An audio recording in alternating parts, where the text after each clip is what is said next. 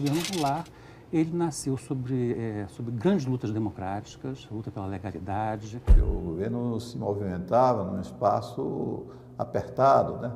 Pressionado de um lado pela esquerda, pressionado de outro lado por forças, né, de direita, além da extrema-direita que já conspirava contra o governo. Então, as pessoas que apoiaram o golpe de 64, a maioria delas achava dos que apoiaram, né, que a intervenção autoritária era legítima, porque se tratava de defender de novo o Brasil contra uma ameaça comunista. Eu costumo dizer que o Jango era um cabra marcado para morrer.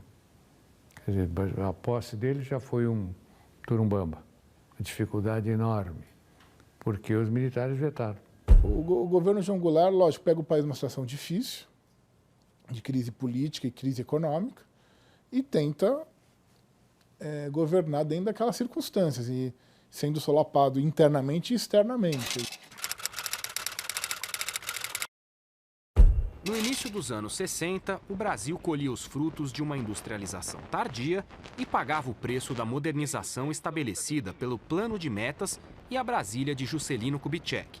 Dívida externa alta, custo de vida crescente e inflação alarmante. A palavra que melhor traduzia o país era subdesenvolvimento. Nas palavras do historiador Caio Navarro de Toledo, a crise financeira resumia os impasses e conflitos da democracia burguesa, uma inédita polarização política e ideológica.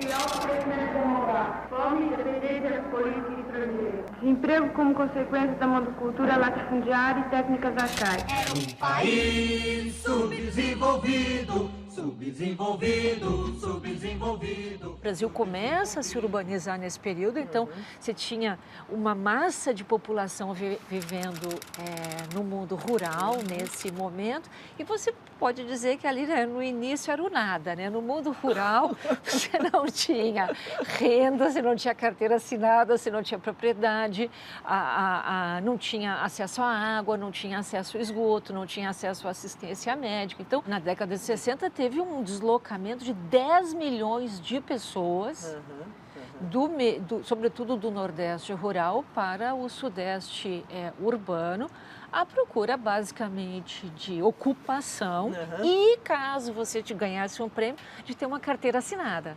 Essas eram as características do Brasil de 25 de agosto de 1961, quando o presidente Jânio Quadros renunciou. Ele tinha sido eleito com o apoio da elite conservadora representada pela UDN e também por boa parte dos trabalhadores de São Paulo, fruto da sua popularidade como vereador, prefeito e governador. Jânio tentou uma jogada ousada. Pediu para sair para voltar aclamado e com mais poderes. O golpe que não deu certo foi descrito por ele mesmo no livro História do Povo Brasileiro. Seu raciocínio foi o seguinte: primeiro, operar-se-ia a renúncia. Segundo, abrir-se-ia o vazio sucessório, visto que a João Goulart, distante na China, não permitiriam as forças militares a posse, e destarte ficaria o país acéfalo. Terceiro, ou bem se passaria uma fórmula, em consequência da qual ele mesmo emergisse como primeiro mandatário, mas já dentro do novo regime institucional. O plano, porém, falhou exatamente na vacilação dos chefes militares. Com o anúncio, formou-se a campanha pela legalidade, capitaneada pelo então governador gaúcho Leonel Brizola, e apoiada por várias lideranças civis e militares, inclusive no Congresso Nacional. Porque os ministros militares, eles fizeram uma coerção, queriam coagir o Congresso Nacional a votar o impeachment do Goulart, não queriam impor ditadura. O Congresso Nacional diz que não, que Goulart vai tomar posse. Senhor presidente, o Partido Trabalhista Brasileiro, nesse instante, fiel às suas tradições democráticas, não pode aceitar essa renúncia, senão como um golpe em que o presidente da República pretenda retornar ao governo à maneira de um ditador disfarçado, seja sob que forma for. Os ministros militares de Jânio, cúmplices na tentativa do golpe, se conformaram com a posse de João Goulart. Mas o primeiro ano de governo seria inglório. O vice ascendeu aceitando a emenda do parlamentarismo. A ideia que eu partilho é essa. Em 61, as esquerdas, os setores democráticos, enfrentaram a direita civil-militar golpista e ganharam. Né? E ganharam por quê? Porque a bandeira que eles levantaram era do cumprimento da Constituição, né? A manutenção da legalidade. Né? Isso ganhou a sociedade brasileira. Mesmo tendo o aliado Tancredo Neves como primeiro-ministro, Jango teve pouca margem de manobra em 1962. Nos Estados Unidos, foi muito bem recebido pelo presidente Kennedy e deu a esperança de que os americanos poderiam renegociar a dívida externa e renovar os créditos do Brasil.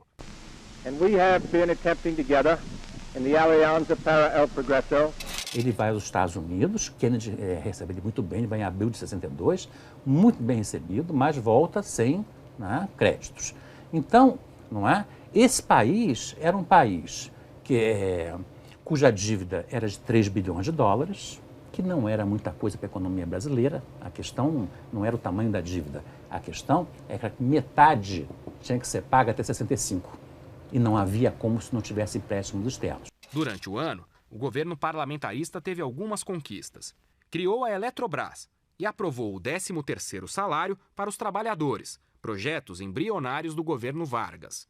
Nas eleições parlamentares e para eleger 11 governadores de estado, o PTB de Jango mostrou crescimento, apesar da propaganda do IPES e IBAD, institutos criados e financiados por empresários brasileiros e estrangeiros para desgastar o governo e insuflar uma onda anticomunista. Foi fundado o IPES. Seu objetivo, apontar soluções democráticas para os problemas brasileiros. Quando a democracia não encontra meios para superar os seus problemas, está em perigo, ameaçada de ser destruída pelas ditaduras, como tem acontecido no mundo inteiro. Uma campanha contra reformas não geraria essa faísca política, né, essa explosão. O que gerou isso foi o discurso anticomunista. Nós temos que salvar o Brasil, porque senão isso vai virar uma Cuba, vai virar uma China. É uma visão exagerada, né, do quadro real, da força da esquerda. Mas muita gente acreditou nisso. Tem pesquisas de opinião que mostram, em 64, que o número das pessoas que acreditou, né, na ameaça comunista era muito grande.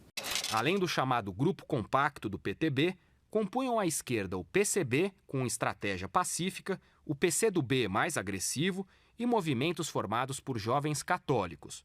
Duarte Pereira era um estudante universitário no começo dos anos 60. Ao lado de Herbert de Souza, o Betinho, fundou uma organização chamada Ação Popular, composta, na maioria, por integrantes da juventude católica que queriam mudar o Brasil. E, na realidade, o que a democracia cristã se propunha era fazer uma reforma do capitalismo. As correntes que se uniram na organização da Ação Popular, primeiramente, tinham essa marca.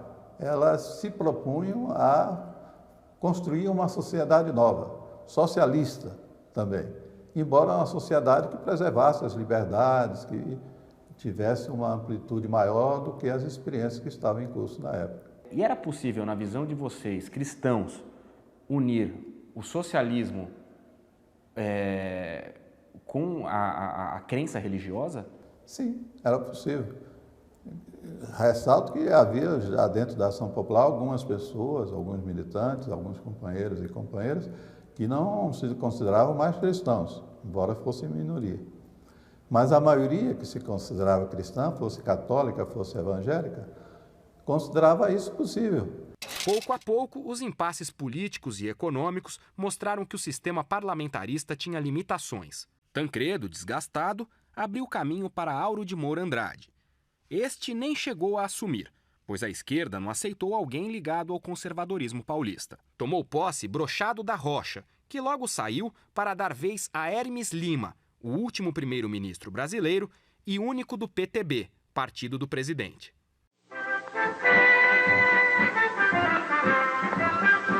Meu povo, está na hora de acabar a confusão. Toda a nação vai responder que não. A força da esquerda, com o importante papel dos estudantes, formou um grupo apartidário que teve um papel importante. Tomaram a iniciativa de constituir uma frente, que chamava Frente de Mobilização Popular, que teve um papel destacado na campanha pelo restabelecimento do presidencialismo, e que depois continuou a funcionar como um fórum de consulta, de buscar consenso entre essas organizações de esquerda.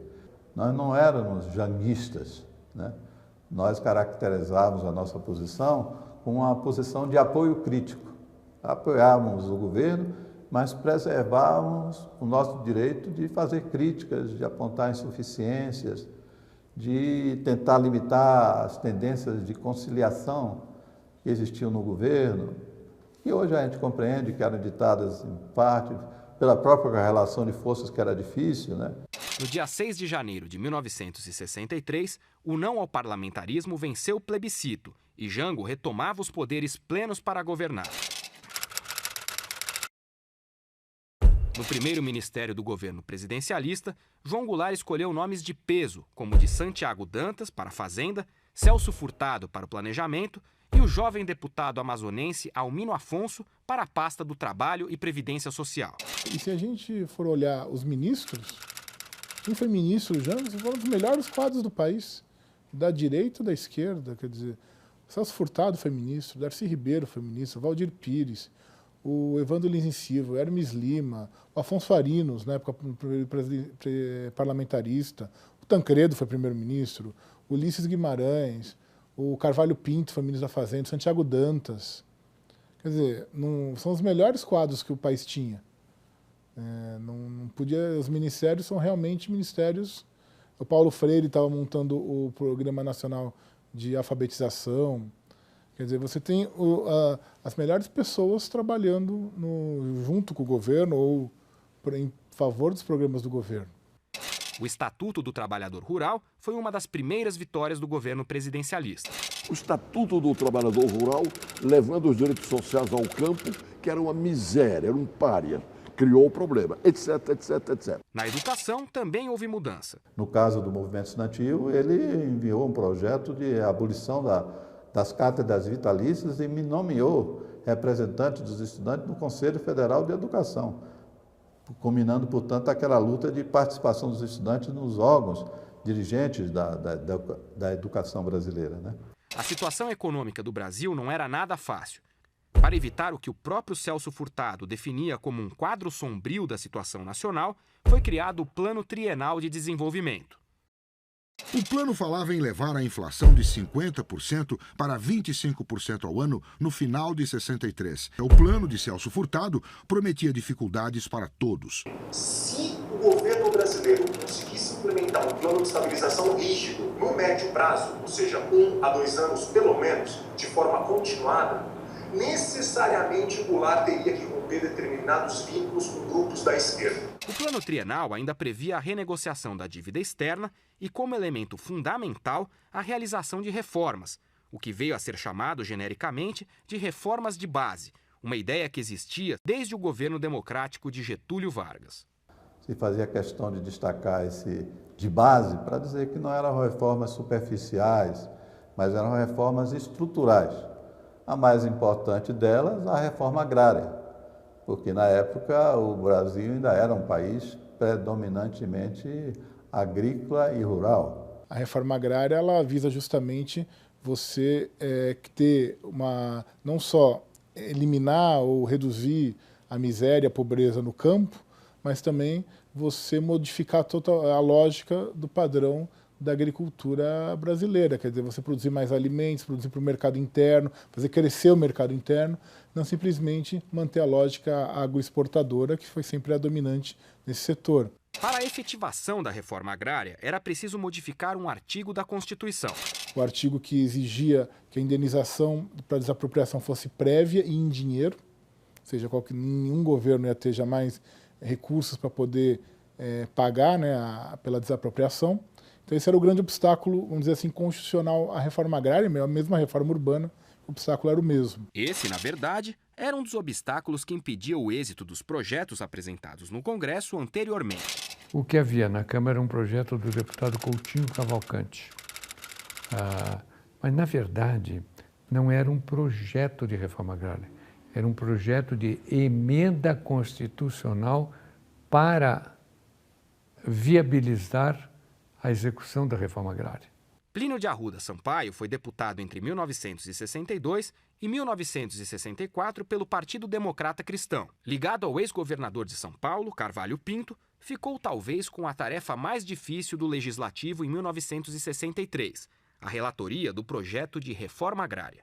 E eu cheguei ao Congresso como uma espécie de, e era verdade mesmo, de interlocutor do porta-voz do Cavallo Pinto. Então eu já cheguei com um certo nome atrás e tal. E quando chegou a hora da reforma agrária, o pessoal do PTB, o pessoal do Brizola, a turma de esquerda, já bota esse rapaz. E aí foi a razão pela qual eu fui nomeado.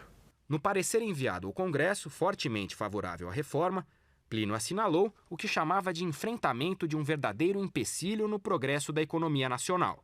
A atual estrutura agrária impossibilita a oportunidade de acesso à terra ao maior número de pessoas em condições de explorá-las, o que resulta em flagrante atentado aos princípios de justiça social, sobretudo em um país de vastas extensões de terras mal utilizadas e enorme excedente de mão de obra.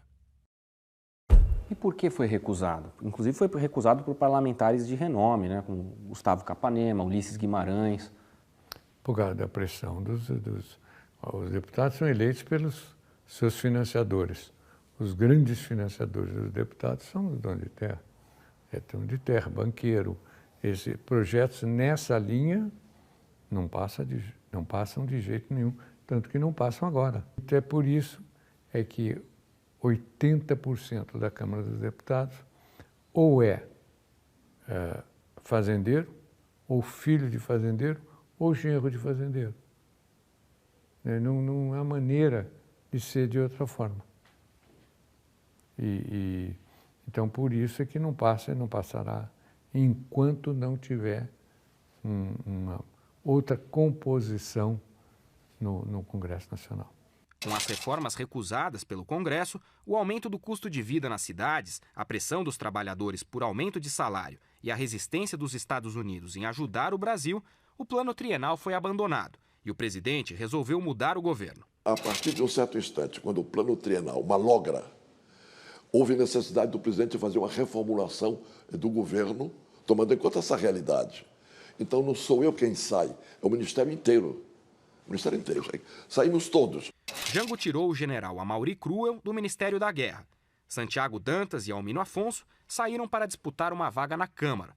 E Celso Furtado voltou a gerenciar a Sudene, criada no governo Juscelino Kubitschek. O ex-governador de São Paulo, Carvalho Pinto, foi anunciado como novo ministro da Fazenda. O Carvalho Pinto relutou muito a aceitar. Não queria de jeito nenhum. E no final, pressionavam muito ele. Foi no Hotel Nacional. Ele estava no Hotel Nacional, nós estávamos lá. Aí ele foi indo.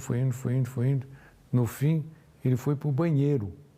Aí ele me chamou no banheiro, abriu a porta, Plínio, e trancou. Então, no banheiro, ele me disse o seguinte: Plínio, como é? Eu acho um absurdo, esse cara é mal visto em São Paulo, a nossa gente não gosta dele. Falei, professor, mas é o como? Só pode ter uma possibilidade dessa de ajudar o Brasil? E não, eu acho que eu devia aceitar. Conservador, tinha sido governador de São Paulo, né, do Partido Democrata Cristão, e então dava aquela confiança para o setor economicamente dominante. É um dos nossos que está lá, então tudo bem, não vai fazer nada contra a gente.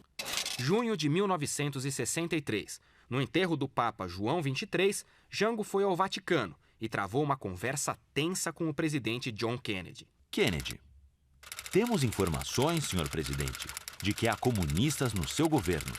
O senhor Evandro Lins e Silva e o senhor Riff, por exemplo. O Jango voltou e o que aconteceu? O governo norte-americano, a CIA, através da ITT, essa companhia International Telephone and Telegraph Company, ela soltava dinheiro para um instituto chamado IBAD.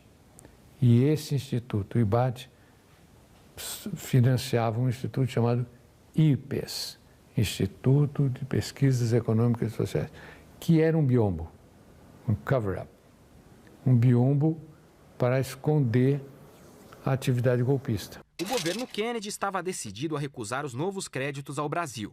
É nesse momento que o anticomunismo cresce e vira um argumento poderoso da direita. O comunismo vai acabar com a sua religião, vai transformar o Brasil num país ateu, materialista. Então, essas características aí discursivas são bastante semelhantes. Há uma diferença aí, digamos assim, em termos políticos, que nos anos 50, 60, havia uma referência internacional de combate ao comunismo que era os Estados Unidos. Era uma fonte de apoio, uma fonte de discursos, né? Uma fonte discursiva e uma fonte de recursos também, né? Material. Rodrigo Pato Samota é autor do livro Alerta contra o Perigo Vermelho, que analisa o anticomunismo desde a Revolução de 30. O governo Goulart tinha gente de esquerda, sempre em cargos de segundo escalão, terceiro escalão, mas isso ainda assim assustava, né? Posições no MEC, posições na Petrobras, nos Correios. Então muita gente achava que o comunismo tinha uma influência sobre o governo Goulart. E também os movimentos sociais da época, né? A politização do campo, invasão de terras, os sindicalistas, né? Aumentando a sua influência, greves, os marinheiros se politizando. Então tudo isso gerou na percepção da direita a imagem de que os comunistas estavam crescendo, estavam controlando e tinham um plano de poder. O Bilac Pinto, que era um deputado da UDN, depois foi ministro do Supremo, né, vai criar o mito da guerra revolucionária, que o Brasil estava numa guerra revolucionária, então precisavam de meios para conter essa guerra revolucionária, que era subterrânea, nos subterfúgios que os comunistas estavam inseridos no governo. Quando o senhor presidente João Goulart declara que quer uma reforma moderada, cristã e democrática, o seu alter ego quer uma reforma radical e revolucionária. Convoca o povo para a revolução, caso as reformas não venham.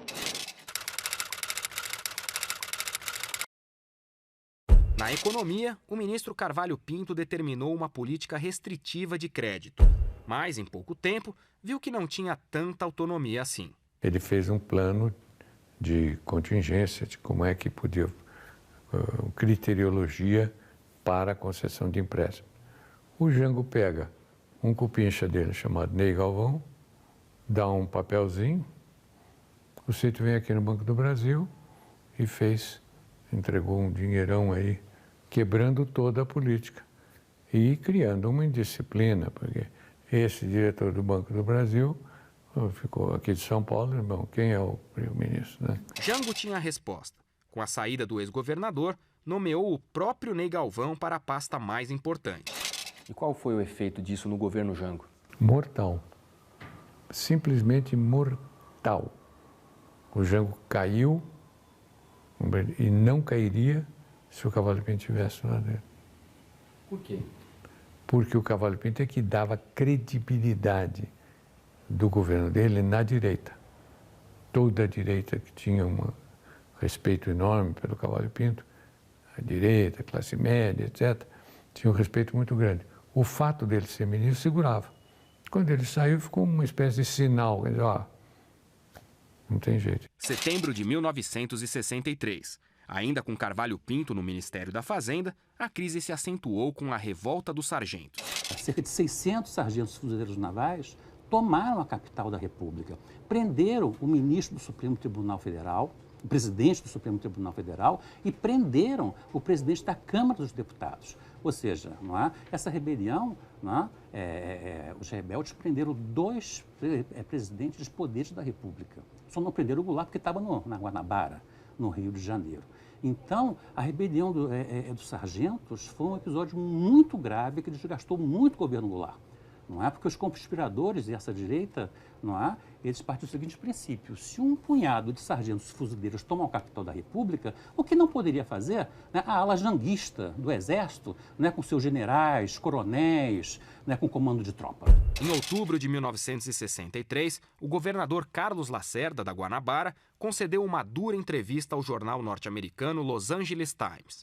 Então ele foi aos Estados Unidos e lá fez várias negociações e deu uma entrevista que teve grande repercussão, que na prática era uma entrevista que pregava o golpe, conclamava os Estados Unidos a sufocar o governo Jango e acelerar a sua destituição como presidente da República. Generais do Exército, insatisfeitos com o insulto que feria a soberania nacional, pressionaram o presidente a decretar estado de sítio, com o objetivo de destituir Lacerda e também Adhemar de Barros, governador de São Paulo, que conspirava abertamente contra o governo federal.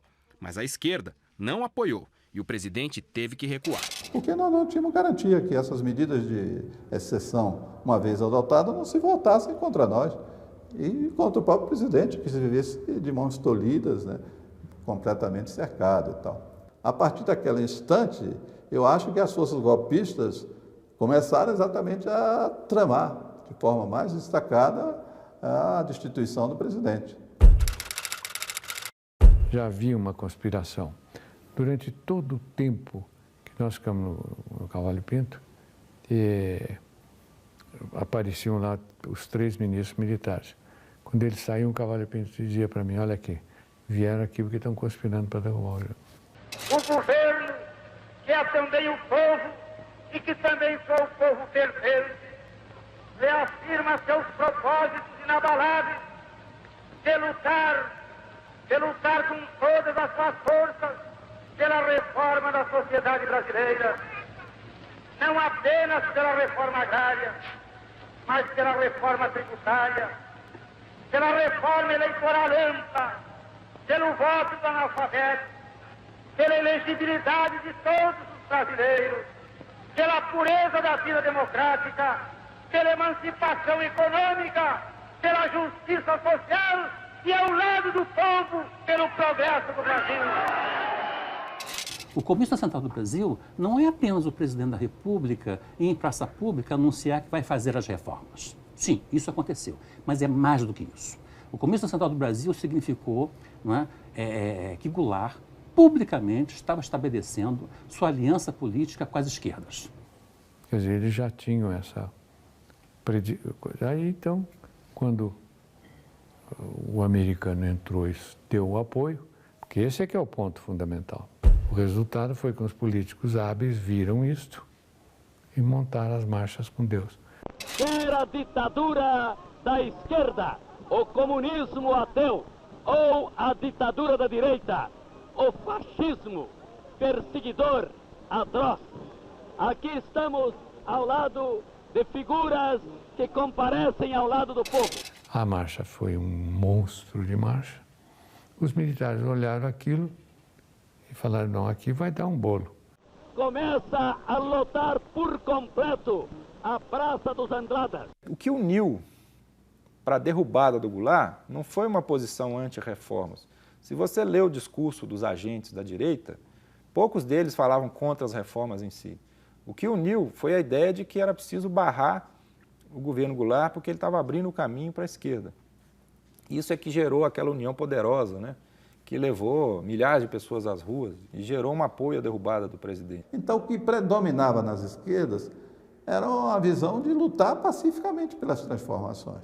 Ninguém estava preparado militarmente. Tanto que quando o golpe foi dado, apesar de toda aquela propaganda que havia ameaça de uma revolução comunista iminente, de uma transformação revolucionária no país, que galvanizou certos setores que ficaram em pânico, achando que isso era uma possibilidade iminente no país, o golpe não conseguiu provar nada disso. Acho que ninguém imaginava na época que a quartelada lá do Mourão Filho ia virar uma ditadura de 21 anos.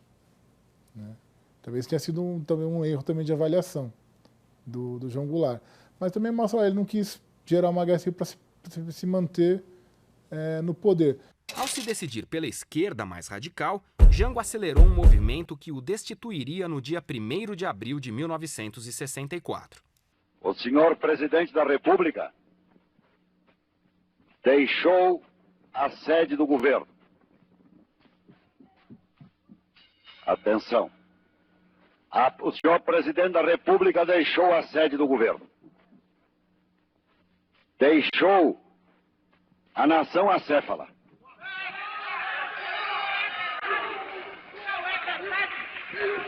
Numa hora gravíssima da vida brasileira, em que é mister que o chefe de Estado permaneça à frente do seu governo. Abandonou o governo. E esta comunicação faço ao Congresso Nacional. Assim sendo, declaro vaga a presidência da República. No fim das contas, qual foi a marca do governo Goulart? Evidentemente, não é que o Goulart tem as suas pequenezas, né, e as suas grandezas, não é? Mas a gente não pode, eu pelo menos creio que não se pode reduzir grandes processos, não é, a uma personalidade, não é? Ou seja, aqueles que falam assim, quem acabou com o governo Goulart foi o Brizola. Não, não é isso, não é? Um deputado federal não pode acabar com o presidente da República. Não, o Brizola tinha força política porque quando ele falava, atrás dele tinha fortes organizações de esquerda. Não é? Então a gente não pode personalizar isso. Eu acho que talvez a grande virtude, o governo João Goulart disse e se propôs a enfrentar quais eram os problemas reais do país. O problema do país era a concentração fundiária, era as cidades desorganizadas, as cidades desestruturadas, era a questão tributária, era a questão do capital estrangeiro, quer dizer, tem uma série de medidas de enfrentamento dos problemas reais do país, continuando na linha que vinha desde o Getúlio. Foi a preocupação com a pobreza, a preocupação com o pessoal pobre. O Jango era preocupado com isso. O Jango era um homem muito simples, eu convivi com ele, tem uma pessoa simpática, um homem simples. De modo que foi realmente... foi uma perda grande para o Brasil. Isso atrapalhou para burro. Nós pagamos o preço disso até hoje. Até hoje. Porque desbaratou partidos políticos, afastou lideranças. Quando a gente voltou já era outra geração, não tinha noção de quem éramos. Tivemos todos que reconstruir lenta e dificilmente a nossa volta à participação política.